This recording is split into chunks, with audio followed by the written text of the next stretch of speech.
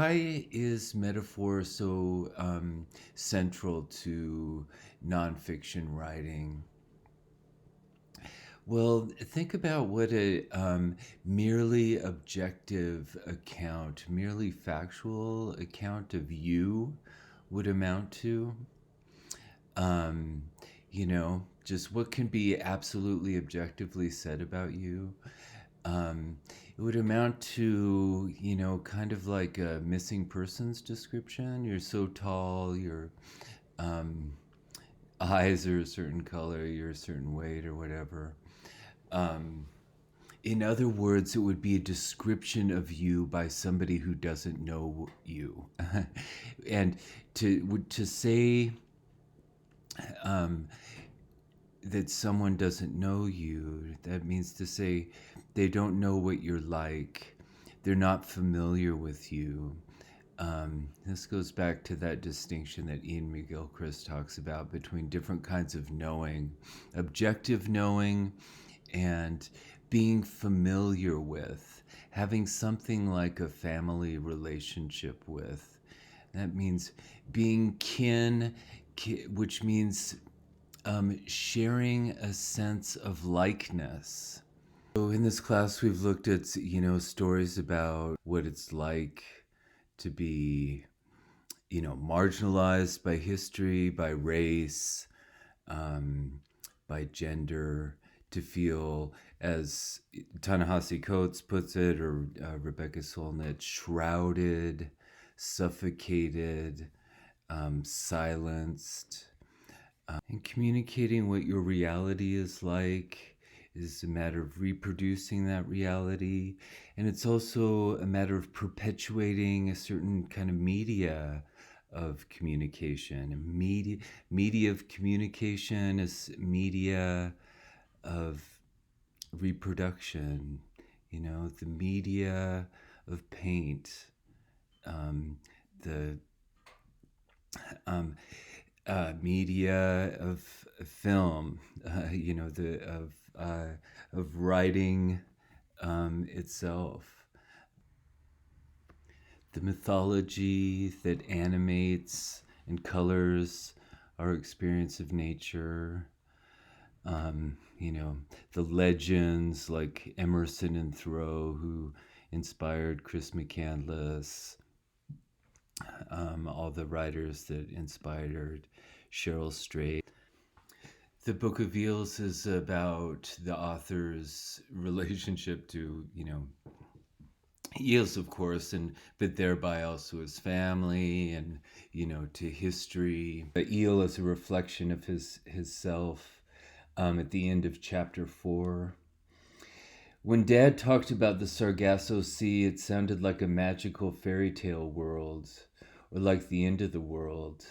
I pictured mile after mile of open sea that suddenly turned into a blanket of seaweed teeming with life and movement, and eels around one another dying and sinking to the ocean floor, while tiny see-through willow leaves floated up toward the light and let the invisible current take them. Every time we caught an eel, I looked into his eyes, trying to catch a glimpse of what it had seen. None of them ever met my gaze. So I think in a way the book is about learning to see his gaze returned, precisely through the eel's elusiveness. The eel becomes his, the secret becomes his own, as he says in that book's final sentence, precisely by keeping it secret. That secret is his relation to life. Is his relation to himself.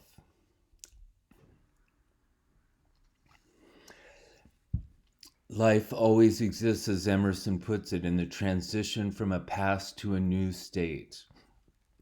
Not just for Matthew McConaughey, but for all of us. We're always existing in this moment of transition, shooting the gulf, darting to an aim. You can't hold life frozen in the way in which objective representation would imply. This is what the world hates, as Emerson puts it, that the soul becomes, that forever degrades the past. We're always living, whatever we say and want to hold objectively in representation, is belied by the fact that we live on into the future, that we continue becoming. Emerson likewise says in that same essays on self-reliance, we shun the rugged battle of fate. Looking at Svensson's prose style, I think you'll notice there are a number of repetitions, phrases that recur. So I encourage you to think about that. One of them is, there are circumstances that force us to choose what to believe. And I think this is a nice way of putting this contrast between fact and fate. Circumstances, it's another word for facts, details of circumstance. And the way he puts it is ambiguous. There are circumstances that force us to choose what to believe. It's as if there are some circumstances that force us to choose what to believe. That's the way we first read it, such as the eel. That's one circumstance.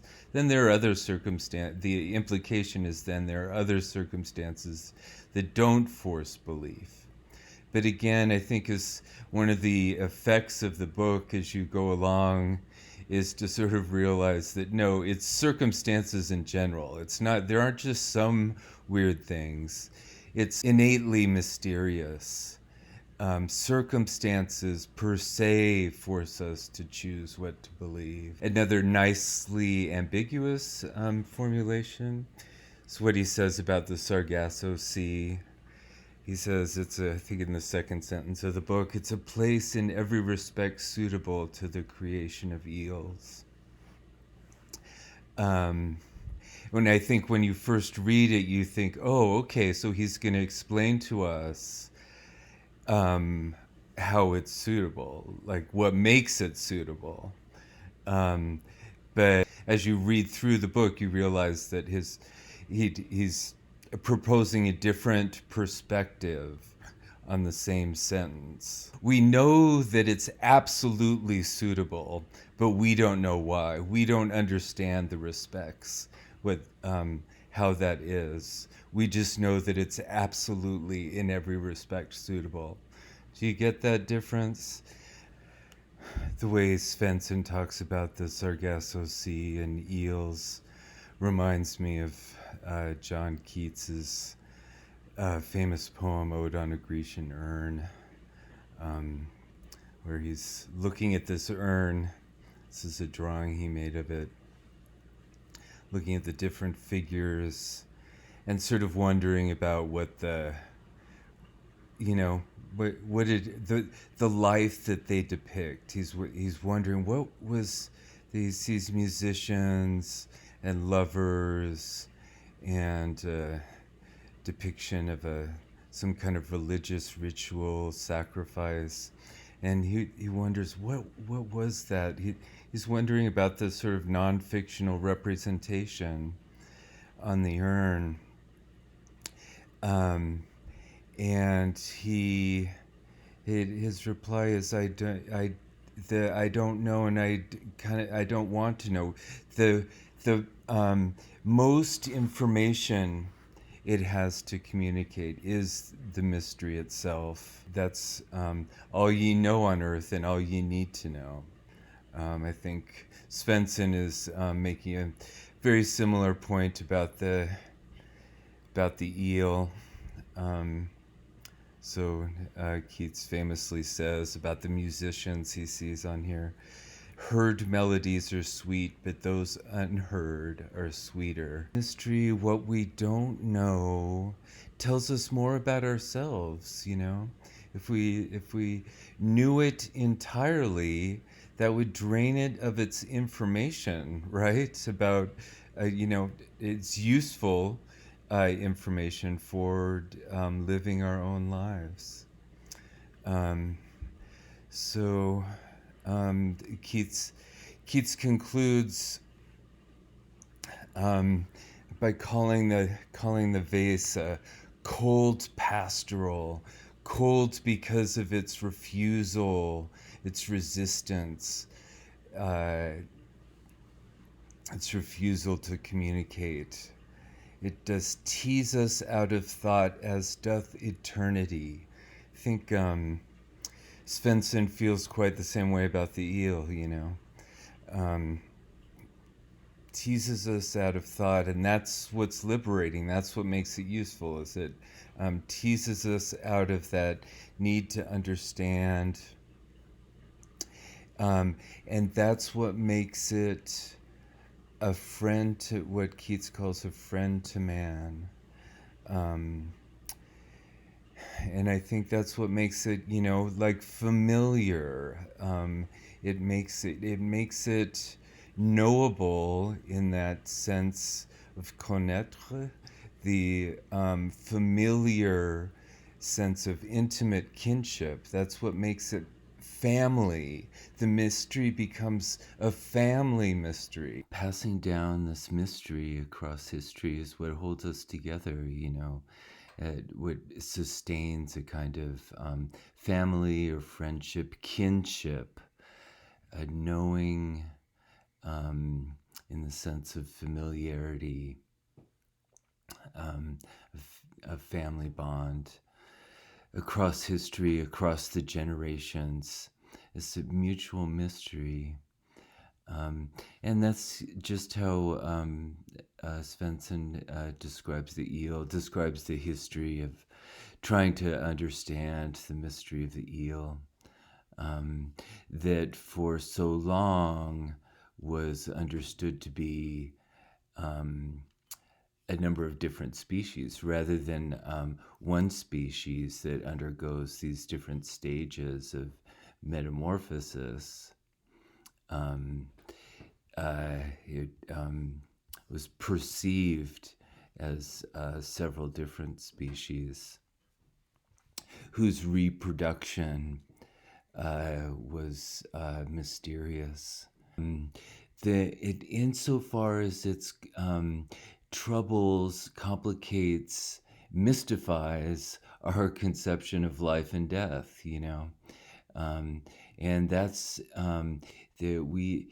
It seems to live in states that seem like death. It seems to capable of hibernating in states that seem inert, and that's why for so long it seemed characterized by, or it seemed capable of spontaneous generation just out of the dirt, because it's able to hibernate for so long, to just kind of close down metabolic function. Svensson describes how the eel continues to move after it should be dead. After its head's been removed, or even after its skin's been removed, or it's, cooking on the stove. He uses really uncanny, or uses language to uncanny effect. Like, he describes the movement as sluggish, or he says after he removes the skin, the eel seems to calm down and twitch less, spasmodically. Just this kind of weird, zombie in between life and death. And the fact is that it still remains a kind of mystery to science. The reproduction and death of the eel has not, been empirically described. Inhabits Europe, the center of civilization, since the beginning, the Aristotle.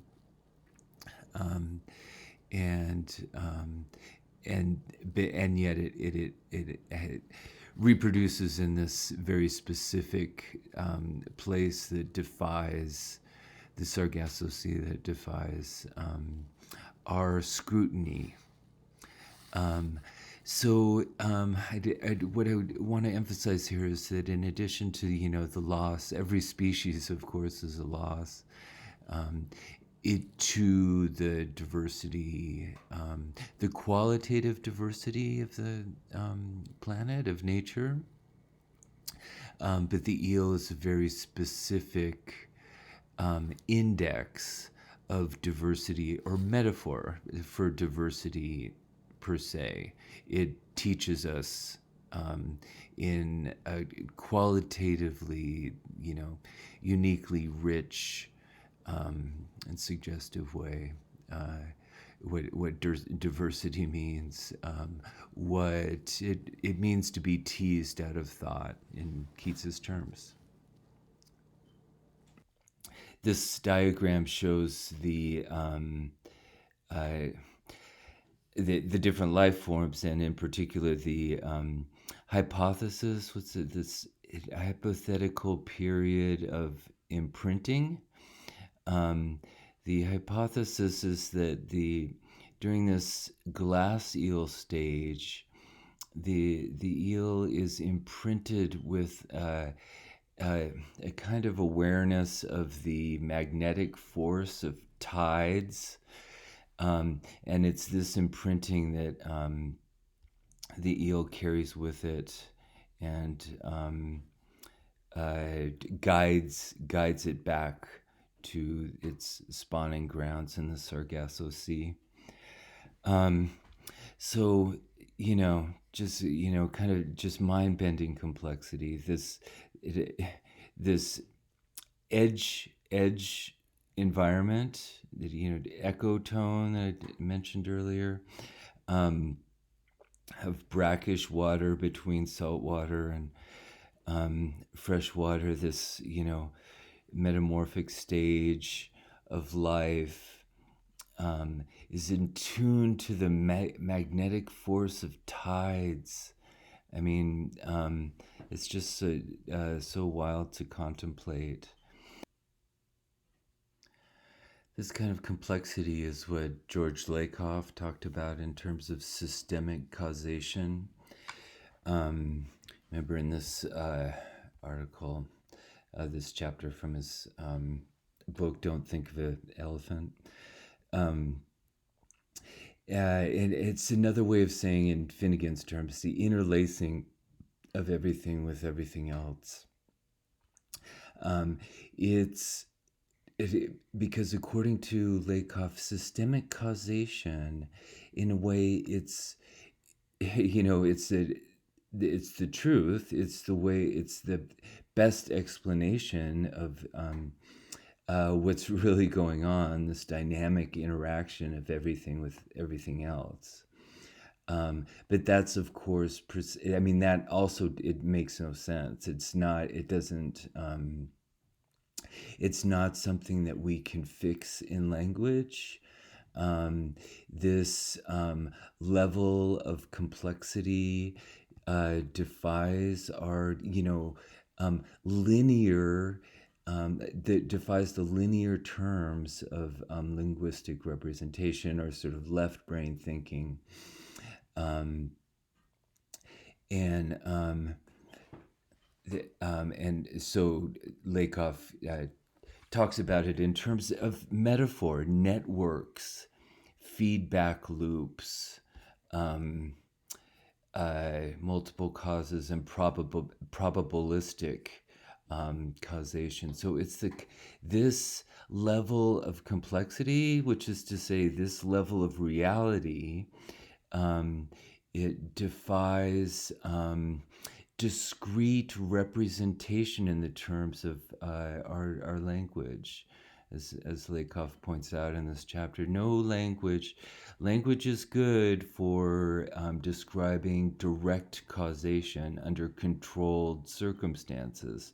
So in a limited, defined context, we can talk about direct causality, in the form of like one billiard ball hitting another. But that is, always a very partial description of what's actually going on, as I talked about in relation to this painting of Bruegel's uh, myth of the fall of Icarus. Um, the Our individual fate is enmeshed in this web of life. Everything is always ongoing, interactive. Um, Even, the heroic exploit of Icarus is kind of lost in this interactive pattern web. I think this idea of imprinting is a really good way of thinking about systemic causation in the reality of an environmental context in which everything is interlaced with everything else, so it's impossible to isolate without artificially distorting. It's impossible to isolate discrete causal relationships, but you can speak about systemic patterns of causations, network like the networks and feedback loops and probabilities that Lakoff discusses in terms of climate change. These are real patterns. These patterns in the environment describe reality, but they can't be reduced to the kind of discrete, simple causal relationships that our language requires. We can only think or represent in language these simple kind of causal relationships. And so I think another example of metaphorical imprinting, or the power of a kind of metaphorical imprinting, is Rebecca Solnit's discussion of the way in which the term motherhood is sort of politically mobilized, made politically powerful, discussing the kind of traumatic circumstances of fascism in Argentina. She talks about how this activist group of mothers appropriate the category of motherhood as a kind of covering for to communicate an awareness of the trauma. No longer just a simple direct cause of reproduction, or recreating the family, reproducing the species. But as a metaphor, it becomes a means of communicating a new kind of politics, a cover for a new kind of politics, a costume. The role was a screen behind which they had a limited kind of freedom of movement in a system in which no one was truly free. And that's what I want to suggest, about the idea of media, this covering, it, represents obliteration, trauma, silencing, but it also represents a mobilization, an expressive mobilization of the medium itself, the paint and the canvas. That's what I've tried to suggest about metaphors and the formal properties of Ta-Nehisi Coates' language, evoking the body, in language. So trying to detach racism from the abstract conceptuality, and reconnect it with a kind of embodied mediation, um, in the formal properties of his prose. It's kind of a prose of embodied violence, but it has a distinctive kind of poetics to it. Dislodges brains, blocks airways, rips muscles, extracts organs, cracks bones, breaks teeth.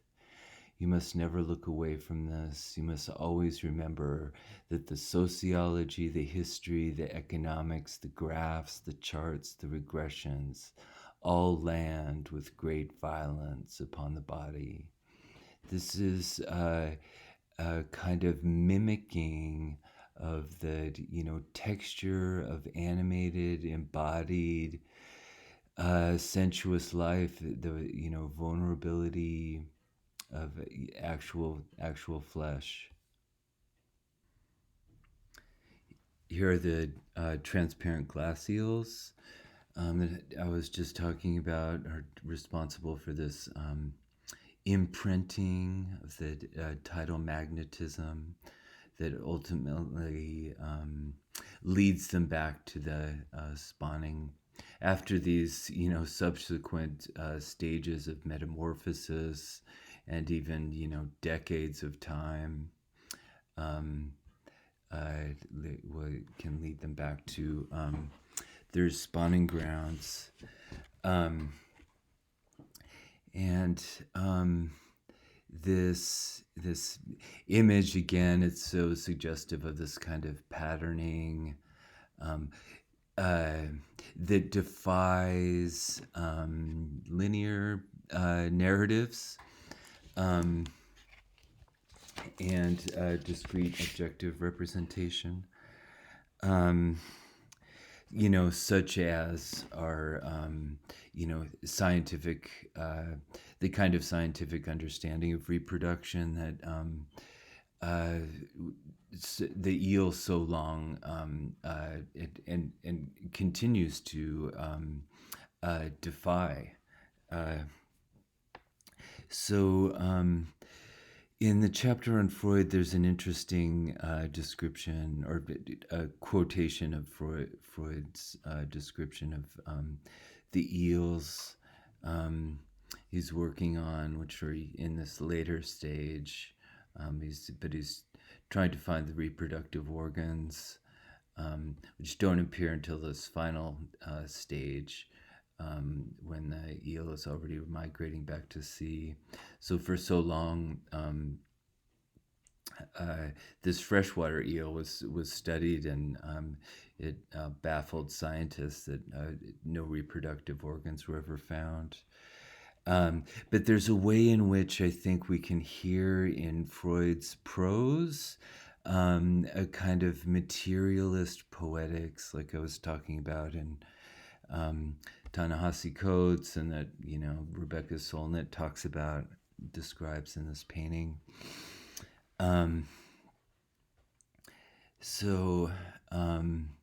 This passage is framed by Svensson's discussion of his Freud's sort of sexual confusion, and so his search for the reproductive organs of the eel kind of overlap with his own, struggle of sexual self-understanding. Freud doesn't find any eel testicles, and he gradually grows more frustrated. Every night at 6:30, he takes a walk through the narrow alleyways of Trieste, past shops and restaurants, toward the sea, where the setting sun turns the water into a mirror, hiding all life underneath the surface. He hears dock workers speaking German, Slovenian, and Italian, smells the spices and coffee, sees the fishermen pack up the last of their catch, sees the women with their make-up eyes moving toward the bars in the square. He sees all that, and thinks about eels. I'm quoting from his letter. Freud writes, "My hands are stained by the white and red blood of the sea creatures. All I see when I close my eyes is the shimmering dead tissue which haunts my dreams. And all I can think about are the big questions, the ones that go hand in hand with testicles and ovaries, the universal pivotal questions." I can't help but think about, Dr. Frankenstein and that manipulating the dead flesh and contemplating the secret of life. What strikes me there is the shimmering dead tissue. The word shimmering is so evocative. It's evocative of this kind of patterning. So it's a onomatopoeia, like murmuring, shimmering, or glittering, glimmering. The words that evoke this pattern of flickering, another word, this rhythmic pattern is a kind of animation. It's a poetics of animation, a similar kind of rhythm to the rhythm of Ta-Nehisi Coates' prose. And so that's what I want to juxtapose here, this sort of networking, patterning, systemic causation, systemically animating the medium itself, the flickering of the sheet, squirming, swimming of these glass eel, and thinking about the imprinting of tidal magnetism on these individual creatures. The bafflingly complex kind of interactive patterns that are in play there. Again, I think the point is not to understand that, but instead precisely the opposite, to let its kind of incomprehensibility baffle your mind and provide you with an awareness of a kind of awe-inspiring awareness of the material complexity of nature, of the world. We are emotionally imprinted by what we don't understand. That's what Alison Gopnik calls the separate intelligence, the separate learning style of children. Imprinting by the environment that informs and organizes, arranges behavior on, again, a systemic level. And I think that's precisely how Svensson describes the eel in his own personal story, as a kind of emotional imprinting that gives his life a kind of orientation. What I'm talking about in this description of the interplay of memory and grief and fear as the dad is dying. The Svensson recounts a memory of an episode that itself brings back a memory. So from much more earlier in his childhood, that's uncanny, and hope you get a sense in this description of this narrative as of a kind of patterning, interlacing, systemic causation rather than a linear narrative causation. So they're sitting watching TV as his dad is suffering from the cancer that'll kill him, although he doesn't know it yet. Have you been fishing? His dad asks. And that's when I realized his eyes looked different. The whites had gone yellow, had acquired a grayish yellow tone, like an old sheet of paper that had turned dirty and matte. The yellow surrounded his black pupils like a thick fog. I looked him in the eyes for a split second, and I must have reacted somehow, because he looked away and turned back to the TV. I sat next to him in silence, staring straight ahead without really knowing what had just happened. That's really amazing. I mean, again, it's like that event, that split second of sharing a glance, like I confuses causal explanation. Did I look away or did he look away? This confused but supercharged emotional experience. The causal, retracing it causally is impossible. But it just gets more deeply enmeshed in emotion and memory as he proceeds. We talked some more, but each time I looked at him, it was as if he were trying to avoid my gaze. He turned his head away as though hiding something from me. And I remembered a time when I was little and we were sitting around the kitchen table. It was in the middle of winter and snowy and cold outside. Dad was wearing a yellow knit hat with a blue crown on it, and when he took it off, the skin of his forehead was the same shade of yellow as the hat. "I've got jaundice," he said and chuckled, but I didn't understand that it was a joke. I asked Mum what jaundice was, and she said it was a disease of the liver and that it could be fatal, and I went scared and quiet.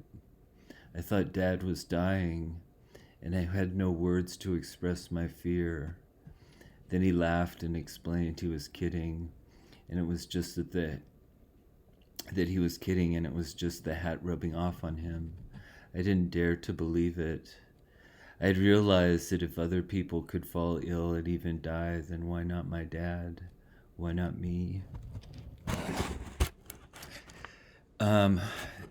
I think that's pretty amazing. It reminds me of that video I showed you of that climber talking about the most scared he's ever been was when he thought his daughter got hurt falling down the stairs when she actually hadn't. But he says when he remembers fearing that, he still gets scared, even though it never happened. It didn't actually, nothing bad actually happened. And likewise here,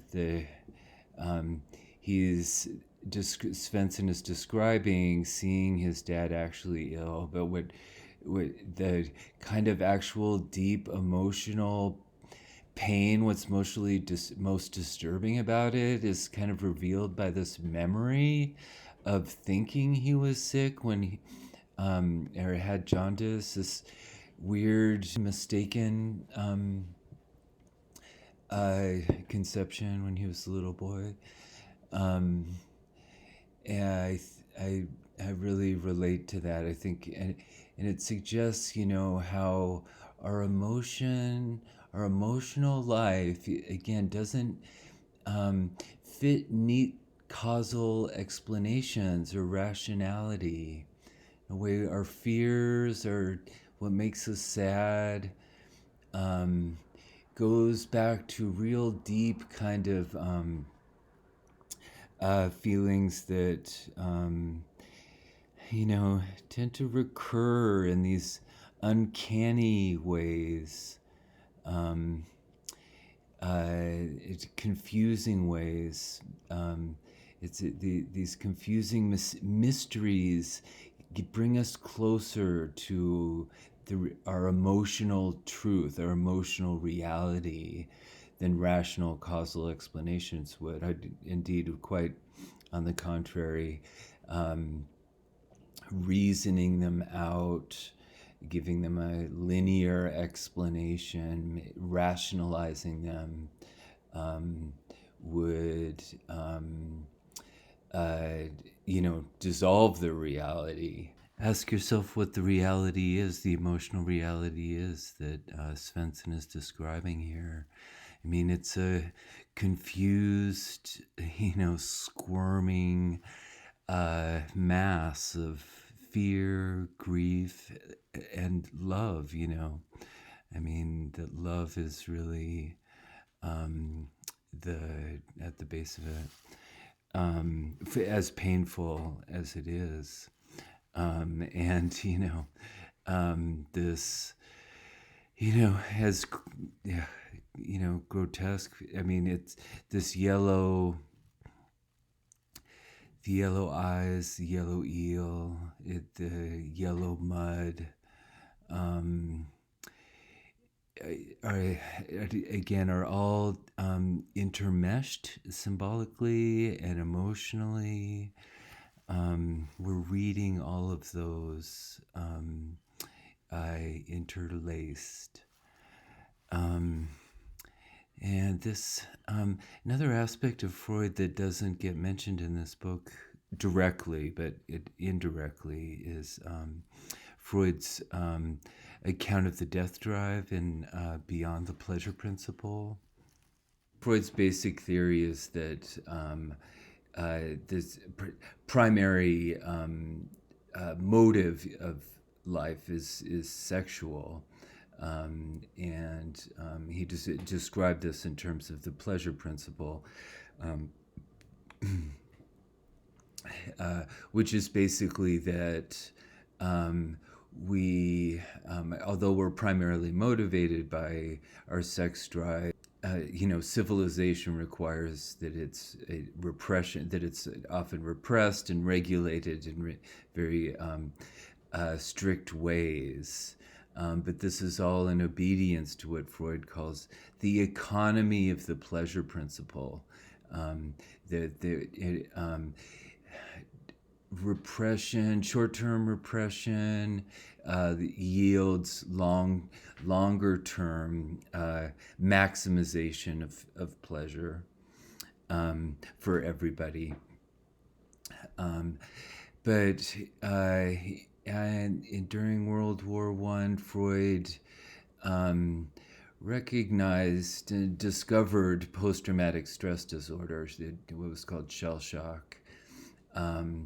And the spectacle of not just the mass violence of the war, but this apparent self-tormenting of the mind, returning over and over to the source of trauma, the post-traumatic stress returning to this re-inflicting pain upon itself, made Freud question the pleasure principle. And so he wrote these books, Beyond the Pleasure Principle and Civilization and Its Discontents, where he wondered, maybe we're not, maybe our primary goal isn't growth and perpetuating life. Maybe our primary goal is death. Maybe we're essentially aggressive, destructive creatures, fighting our sexual impulse to grow and striving to return to the inert state of death. So the rudimentary creature would, from its very beginning, not have wanted to change and grow and evolve, but in the last resort, it must have been the evolution of our Earth, its relation to the sun, that left its imprint on the development of organisms. So that life grew in spite of itself, but the conservative organic instincts have absorbed these enforce alterations in the course of life and have stored them for repetition. Thus, they present the delusive appearance of forces striving after change and progress, while they're merely endeavoring to reach an old goal by ways both old and new. The final goal of all organic striving can be stated to must rather be an ancient starting point which the living being left long ago and to which it harks back again by all the circuitous paths of development.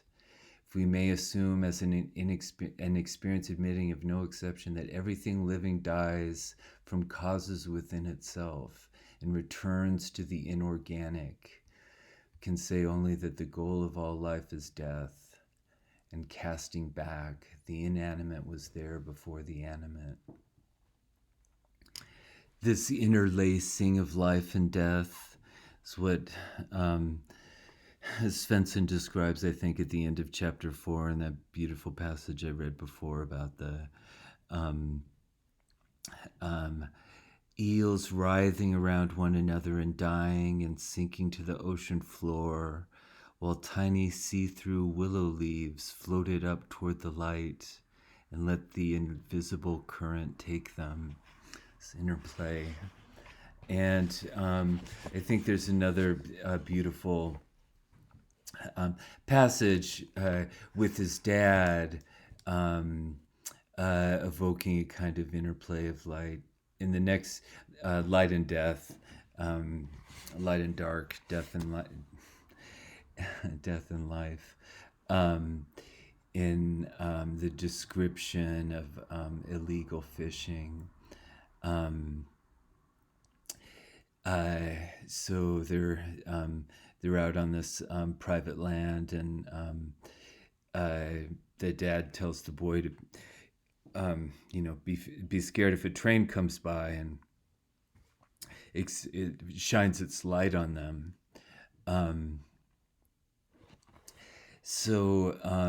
My boy, he recalls, I was both terrified and exhilarated.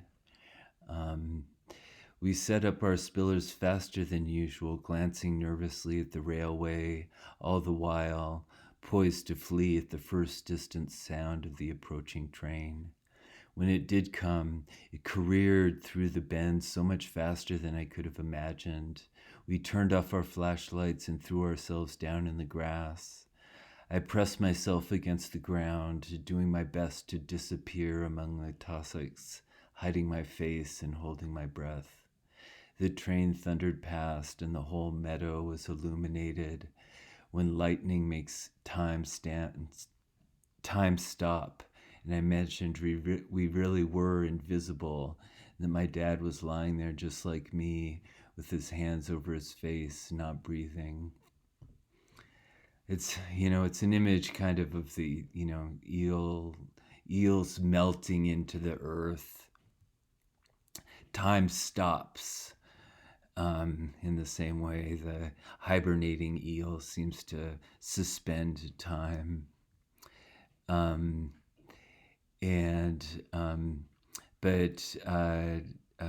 now the remembering Svensson, the author, writes that he thinks it was probably all staged by his dad. Now I'm thinking he was probably smiling, that he wasn't scared of being caught at all. Why would anyone care? How would they identify us?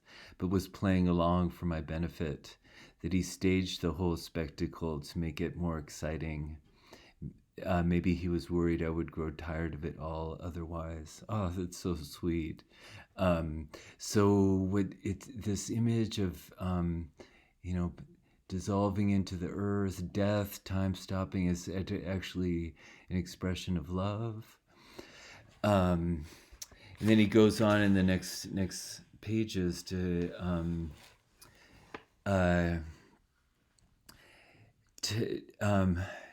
talk about this as a kind of ritual that's actually created his family, created his relationship to his father, who actually was not the person he thought he was.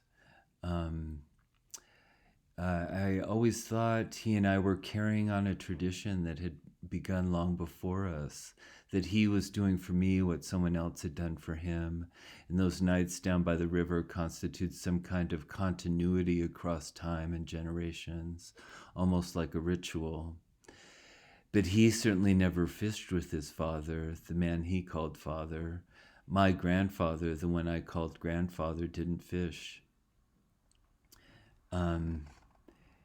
Maybe Dad fished alone or with somebody else. His stories were my stories. It was as though there had been nothing before us. Was that the case? Did it start with the two of us? If so, did it have anything to do with the fact the person he called father and I grandfather was really someone else? Were our nights by the stream an attempt to compensate for something my dad hadn't had? To realize his own version of what a father and son could be to each other, a way of forging his own narrow path through life. What's at stake in Solnit's description of obliteration, weaving a pattern, a web, a forest, out of the linear narratives, violence, Ta-Nehisi Coates likewise making a kind of poetics of violence. And this interplay of life and death, Freud's four-dog game, this attempt to turn the experience of trauma, the unavoidable experience of trauma in life, into a pleasure of communication, into a forging of community. It's something we're always negotiating. That's what life is in a way. Is this sort of tension between the forces of life and death, and that we're always. What I want to emphasize, what I think is so, what's at stake in nonfiction writing about life. Is this, achievement of communication, achievement of community in the face of, kind of inescapable, overwhelming pain, and the reality of death in a certain respect that's just defies representation, and yet we do it anyway, and yet we assert a concern for one another and for communicating. And that's something we're kind of now, as all too familiar with in the face of this pandemic. And viruses are, interestingly, like the eel, another really powerful, I think, example and metaphor for this tension between life and death. Viruses defy, the simple contrast between life and death. In a way that's, infinitely mysterious and mind-boggling, and just it defies the most basic categories of our world. So, but it's the same, juxtaposition of the inorganic and the organic that, Freud was talking about in his terms. And it goes, to it. Obviously, it structures our world now in a radical way that is very revealing very much about the structures of our how we organize our society, social injustice, and but it goes to the very basic kind of questions of the development of life. All of its evident morbidity, it's COVID causes disease and destruction and all sorts different kind of pain. It's testing our capacity for love, right? It's testing our capacity for social concern and compassion and growth, as a society. Polio, influenza, Ebola, Zika, they're all caused by viruses, which are not technically alive or dead. Well, just what is a virus anyway? I'm Jim Metzner, and this is The Pulse of the Planet. Viruses are considered to be on the edge of life. They're not living organisms, but they require to enter our cells to replicate. Sarah McDonald is an assistant professor at the Virginia Maryland College of Veterinary Medicine and the Virginia Tech Carillion Research Institute. Viruses are capsules with either DNA or RNA stuffed inside of them, and they're essentially inert when they're in the environment. But when they get inside of our cells, they multiply and replicate themselves hundreds of thousands of times over. So that's how virus disease is caused. It's caused by the virus replicating within our cells. So what is a virus? If it's not a living entity, what is it? It's thought to be non-living because it can't replicate by itself. It has no capacity to store or produce energy. So it requires a living entity or a living organism for it to propagate. The elements that comprise a virus are also within cells. And so the question is, which came first? Did the cell with all its molecules come first, and then the virus somehow hijacked some of these molecules from a cell and created this brand new entity that then came back and became a parasite to our cell and hijacked our cell? Or was it the reverse, whereby a virus maybe was the donor of some of these very simple molecules that the cell then utilized for its own propagation and biology? And the answer is... Oh, nobody knows that answer. So just like in Svensson's account of the eel, there are two kinds of knowledge, two kinds of knowing at stake. There's, this ultimate universal question, which came first, the virus or the cell? Like the battle between the life force and the death force.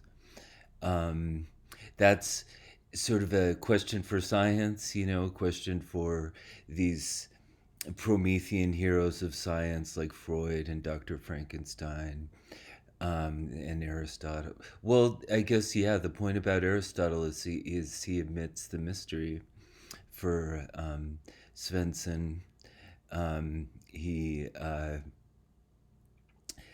doesn't pretend to understand it, but just supposes that the eel is a thing apart and generates spontaneously from the mud.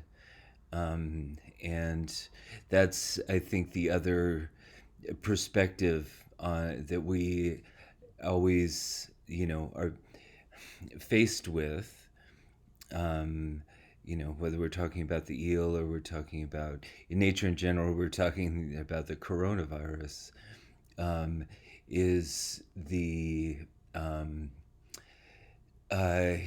unique accidental circumstances that we face in our own lives, and how we're going to face the mystery of the accident, the way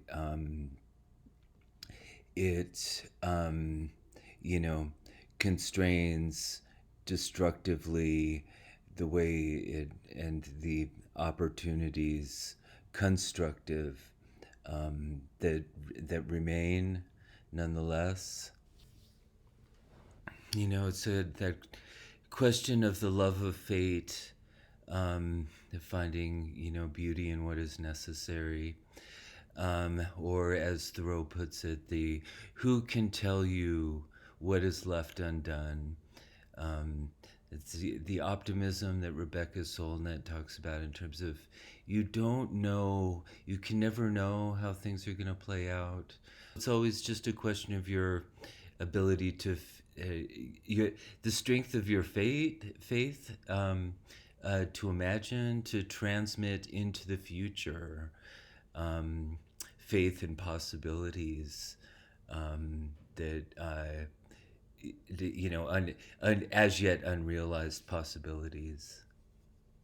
That's to say, I think a lesson of Svensson's book is that love, family bonds um, are derive from disturbing mysteries that derive from pain. That's the foundation of love in a mysterious way. Um, the mysterious, the strangeness, the disturbing aspects of experience of life are what ties together. Then again, this reminds me of romantic poetry. There's another example here. The description of the ones I loved the best, even the dearest that I loved the best, are strange, nay, rather stranger than the rest. I think that's something really deeply true, and more importantly, this is a lesson of the book. Become more familiar again. Those two senses of knowing as familiarity, and know versus knowing as objective knowledge, knowing facts. Um, they work in diametrically opposed ways. So the more we love someone, the more intimate we are, intimately familiar. I think the more strangeness we're exposed to. That's a weird and maybe kind of tragic thing to say, but I think if you think about your deepest relationships, family relationships, isn't it true that they're also the most challenging and the most surprising? Um, and I think that's a real deep lesson, a paradoxical lesson, that again we require metaphors like the eel to negotiate rather than understand.